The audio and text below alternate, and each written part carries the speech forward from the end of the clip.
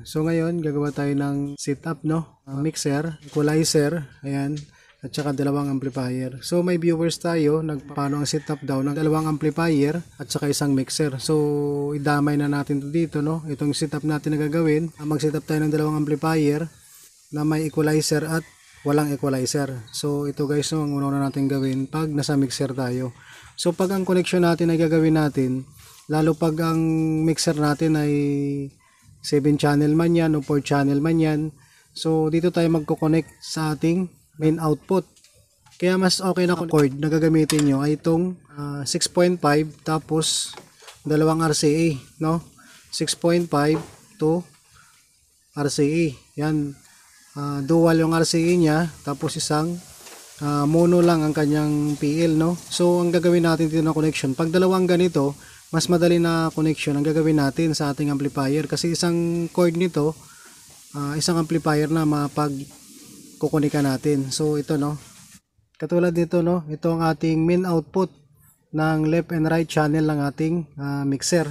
So kung ganito ang ating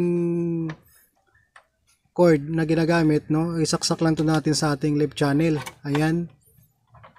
Tapos yung output nito, isaksak natin to doon sa ating isang amplifier na gagamitin. So ito, no, ito ang isa, ilagay natin to dito kung anong selector na nakalagay doon. Yan. Ayan siya, no, yun ang connection natin sa isang channel natin sa ating mixer. So itong isa na gagamitin natin ay adapter ito. Ayan. PL din siya, 6.5, pero adapter niya, ang out niya ay dalawa. Mono to stereo, no? So ayan. So isaksak natin dito sa kanyang right channel. Ayan. So ang pinakadulo nito, dito natin siya i-input sa isa nating amplifier na gagamitin. So ayan na siya, no? Yan ang connection ng ating dalawang amplifier mula sa ating mixer. Ginamit lang natin dyan na connection ay yung left and right channel ng ating output, main output ng ating mixer. So ayan, 6.5 ang ginamit natin na PL, tapos yung labas niya ay dalawang RCA, no? Dalawang RCA ang labas niya. So ayan ang connection ng ating dalawang amplifier. So ganun lang siya. Pag pinatugtog na natin yan, dalawang amplifier na natin ang may link ng music, ano? So kung halimbawa, no, gagamit naman tayo ng equalizer gamit ang dalawang amplifier mula sa ating mixer. So ang gagawin naman natin, 6.5 pa rin ang gagamitin natin, pero ang gagamitin na natin dito, PL to PL. Tanggalin muna natin to. So ito na gagamitin natin, no, na cord mula dito sa ating main output ng ating mixer papunta sa ating equalizer. No, itong ating equalizer, mayroon siyang XLR connection at saka PL connection. So ang available ko rito ay puro PL connection, no. So dalawa ito, left and right channel din ng ating mixer ay pagkukunikan din natin. So katulad nito, no, yung kanina na ginamitan din natin ng connection papunta sa ating dalawang amplifier, ito rin ang gagawin natin, no. So dahil nagamit tayo ng equalizer, dinaan natin sa equalizer ang connection papunta sa ating amplifier. So ang pinaka-input naman natin ito dito sa ating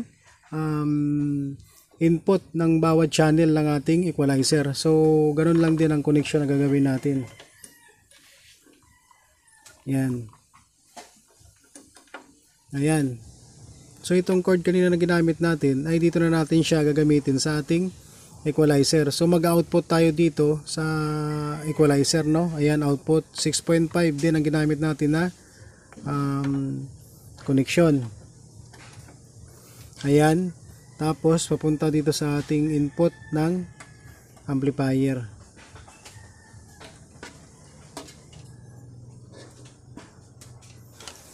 Tapos yung isa din kanina, ganun din ang gagawin natin sa output din ng channel. Dito sa kabilang channel natin siya i-connect. Tapos yung isa naman na connection nito, ang dulo nito, ilagay natin dito sa isa nating amplifier. So ganoon lang kasimple, no, yung connection ng dalawang amplifier galing sa ating mixer. So ang pinagkaiba lang dyan, gumamit tayo ng equalizer. Kaya yung output ng equalizer na punta sa ating amplifier. So kanina na hindi tayo gumamit ng equalizer, yung output na lang dito sa ating mixer, direct na sa ating amplifier. So ganun lang siya. So yun lamang guys, no. Next video natin isa-sound check natin to. Ngayon di pa masyado tayo makapag sound check gawa na may mga klase ano. So ayan, yan ang ating connection. So sana nasundan nyo para mayroon kayong idea. So yan lamang guys, no. Thank you for watching.